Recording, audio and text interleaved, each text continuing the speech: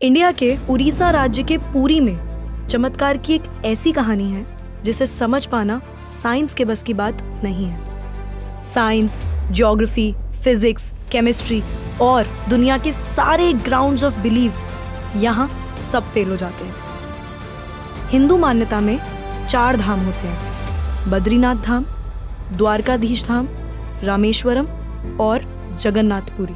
और ये कहानी है जगन्नाथपुरी की, जहाँ पे आज भी श्री कृष्ण का वास्तविक दिल धड़कता है। इस मंदिर के कुछ ऐसे रहस्य हैं जिनके बारे में सुनकर किसी के भी होश उड़ जाएंगे। वेस्टर्न कल्चर फॉलो करते करते हम एक ऐसे मोड़ पे तो आ चुके हैं जहाँ लोग भगवान के होने ना होने पे सवाल उठाने लगे हैं। पर यही सवाल अब मैं आपसे इस वीडियो के बाद पूछूंगी। आइए देखते हैं। हर मंदिर में जहाँ मूर्तियां मेटल या स्टोन से बनती हैं, वहीं जगन्नाथ मंदिर में भगवान की मूर्तियां लकड़ी से बनी हुई हैं। ऐसा क्यों? आइए बताती हूँ। 3102 बीसी में ज़ारा नाम के एक शिकारी ने शिकार करते हुए गलती से तीर श्री कृष्ण के पैर पे चला दिया, जिससे श्री कृष्ण की मृत्यु हो गई। ज़ारा ने श्री कृष्ण का देह संस्कार किया पूरे रीति रिवाजों के साथ। पर जब उनकी चिता शांत हुई तो ज़ारा ने देखा कि एक चमकने वाली मेटल की चीज अभी तक जली नहीं थी। ज़ारा को ये समझ नहीं आया था कि ये है क्या, तो उसने उसे उठाया और उसे बेचने निकल गया। पर उसको खरीदना तो दूर, किसी ने उसे हाथ भी नहीं लगाया। फिर आखिरकार ज़ारा ने हार थक कर उस मेटल की चीज को एक लकड़ी पर रखा और उसे पानी में बहा दिया। गुप्त साम्राज्य के समय अवंती के राजा इंद्रद्युम्न, जो कि विष्णु जी के बहुत बड़े भक्त थे, उन्हें एक दिन सपने में आकर विष्णु जी ने एक नदी में डुबकी लगाने को कहा और ये भी कहा कि एक लकड़ी के तने में तुम्हें उस नदी में मैं मिलूंगा। इस सपने को देखकर अगले ही दिन राजा डुबकी लगाने चले गए। डुबकी लगाते वक्त राजा को नदी में थोड़ी ही दूर एक लकड़ी का तना भी दिखा। बिना देर किए राजा तने तक पहुंचे और उस तने को महल में ले आए। फिर राजा ने कुछ बहुत नामी काश्तकारों को बुलाया, पर उनमें से कोई भी उस लकड़ी से एक मूर्ति नहीं बना पाया। कई दिन बीत जाने के बाद एक काश्तकार महल में आया और उसने राजा से कहा कि ये मूर्ति मैं बनाऊंगा, पर मेरी एक शर्त है। राजा ने काश्तकार से उसकी शर्त पूछी, क्योंकि राजा किसी भी शर्त को मानने के लिए तैयार थे। तो काश्तकार ने कहा कि ये मूर्ति बनाने के लिए मुझे पूरे 21 दिन का समय चाहिए और मैं चाहता हूँ कि 21 दिन से पहले ना तो कोई मुझसे बात करे, ना मिले और ना ही मेरे किसी भी काम में विलंब डाले। राजा ने खुशी खुशी ये शर्त मंजूर कर ली। मूर्ति बनाने का काम शुरू हुआ। रोज मूर्ति बनने की आवाजें भी आती थी, पर धीरे धीरे वो आवाजें बंद हो गई। अवंती की रानी को लगा कि शायद भूख प्यास से काश्तकार मर चुका है, इसीलिए उन्होंने जहाँ मूर्ति का काम चल रहा था उस कमरे के दरवाजे को खुलवाने की जिद की और राजा को उनकी बात माननी पड़ी। जैसे ही दरवाजा खुला तो उन्होंने ये देखा कि वहाँ कोई काश्तकार था ही नहीं। सिर्फ और सिर्फ 3 मूर्तियां थी: भगवान जगन्नाथ, उनके भाई बालभद्र और उनकी बहन सुभद्रा। और उसी जगन्नाथ जी की मूर्ति में वो मेटल वाली चीज भी रखी गई थी, जो कि कुछ और नहीं, श्री कृष्ण का धड़कता हुआ दिल था। ये कोई नॉर्मल ह्यूमन हार्ट नहीं है, ये एंशिएंट एडवांस टेक्नोलॉजी का क्लियर सबूत है। ये हार्ट एनर्जी ट्रांसमिट करता है और हम सब ने ये तो पढ़ा ही है that stones and metals are good conductors of electricity and wood is a bad conductor of electricity. इसीलिए idols in the Jagannath temple are made up of wood. सिर्फ यही नहीं, हर 12 साल में एक बार भगवान की नई मूर्ति स्थापित की जाती है और भगवान के दिल को उस मूर्ति में शिफ्ट किया जाता है। ये किया इसलिए जाता है क्योंकि जो energy transmitting device, if we talk scientifically, उस मूर्ति में होता है, वो इतनी एनर्जी ट्रांसमिट करता है that the wood gets depleted with time और इसीलिए उसे बदलने की जरूरत होती है। पर इसे बदलने का प्रोसेस भी इसी की तरह बहुत इंटरेस्टिंग है। हर 12 साल में एक दिन ऐसा होता है जिस दिन मंदिर में किसी को एंट्री नहीं मिलती। पूरी शहर की बिजली काट दी जाती है। मंदिर के मेन पंडित की आंखों पे पट्टी और हाथों में बड़े और मोटे ग्लव्स पहनाए जाते हैं और 100% अंधेरे में इस दिल को निकालकर नई मूर्ति में फिर से स्थापित किया जाता है। जिन पंडितों ने इतिहास में ये सेरेमनी करी है, उनका कहना है कि उन्होंने देखा तो कभी नहीं, पर इस चीज को, जिसे हम ब्रह्म पदार्थ भी बोलते हैं, इसे हाथों में पकड़ने पे ऐसा लगता है जैसे जिंदा खरगोश पकड़ लिया हो। माना ये भी जाता है कि अगर किसी ने ब्रह्म पदार्थ को देख लिया तो उसकी मौत उसी समय निश्चित है। इसीलिए बिना आंखों पे पट्टी लगाए किसी को भी ये सेरेमनी करने की परमिशन नहीं है।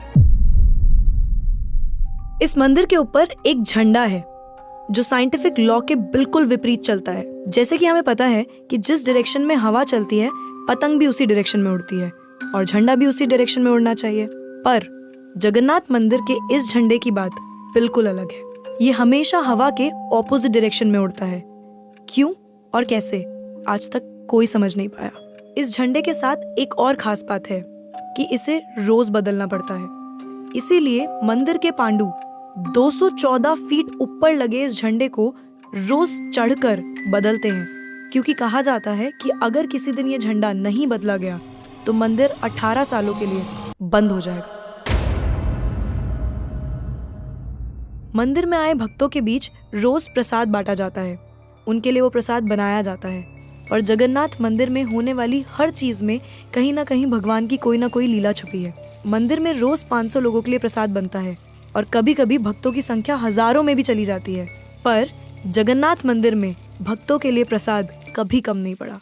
दिन भर मंदिर में प्रसाद बांटा जाता है, पर कहते हैं कि आज तक इस मंदिर में एक भी दाना प्रसाद ना कम पड़ा है और ना ही व्यर्थ गया है। पर ऐसा एस्टिमेशन इंसानों के लिए करना तो बहुत ही मुश्किल है। और ये बात यहीं खत्म नहीं होती। प्रसाद बंटने की मिस्ट्री तो है ही, उससे बड़ी मिस्ट्री है प्रसाद बनाने की। लकड़ी की आग पे 7 मिट्टी के बर्तनों को एक के ऊपर एक रखकर प्रसाद बनाया जाता है। साइंस और लॉजिक्स कहते हैं कि सबसे पहले सबसे नीचे वाले बर्तन का प्रसाद पकना चाहिए। पर पुरी के जगन्नाथ मंदिर में साइंस और लॉजिक्स नहीं चलते। इन 7 बर्तनों में सबसे पहले सबसे ऊपर रखे जाने वाले बर्तन का प्रसाद पकता है, फिर उससे नीचे वाले बर्तन का, और ऐसे ही सबसे नीचे रखे बर्तन का प्रसाद सबसे आखिरी में पक के तैयार होता है। हाँ, मुझे पता है आपको भी अभी कुछ नहीं समझ आ रहा होगा। इसे आज तक कोई नहीं समझ पाया। इस मंदिर की खूबसूरती शब्दों में नहीं बताई जा सकती।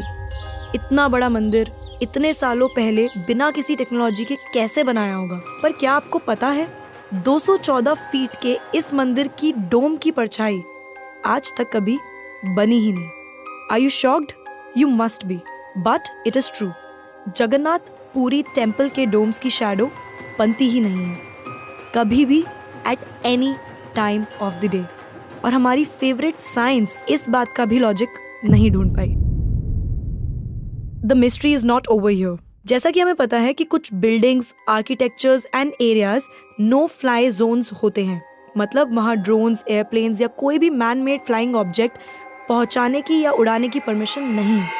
पर पक्षियों को तो हम नहीं रोक सकते, उन्हें समझाना तो बहुत मुश्किल है ना। पर अगर हम जगन्नाथ टेम्पल की बात करें तो वहाँ पे ऐसा कुछ है जो शायद पक्षियों को पता है और हमें नहीं, क्योंकि इस मंदिर के ऊपर कोई भी ड्रोन, कोई भी एयरप्लेन या कोई भी पक्षी कभी उड़ता ही नहीं। आपने देखा होगा ना मंदिर के डोम्स पे या बड़ी बड़ी बिल्डिंग्स पे बर्ड्स को बैठे हुए।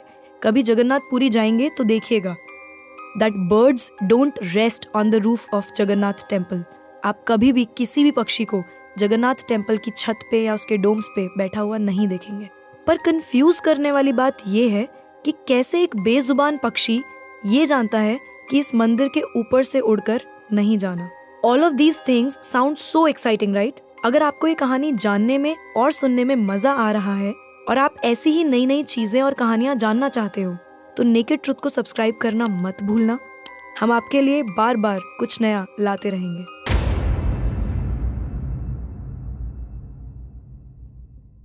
आइए फिर से चलते हैं जगन्नाथ मंदिर की मिस्ट्रीज की तरफ। सुदर्शन चक्र, ये नाम तो आपने सुना ही होगा। सुदर्शन चक्र भगवान विष्णु का अस्त्र है। ये अधर्म का विनाश करता है।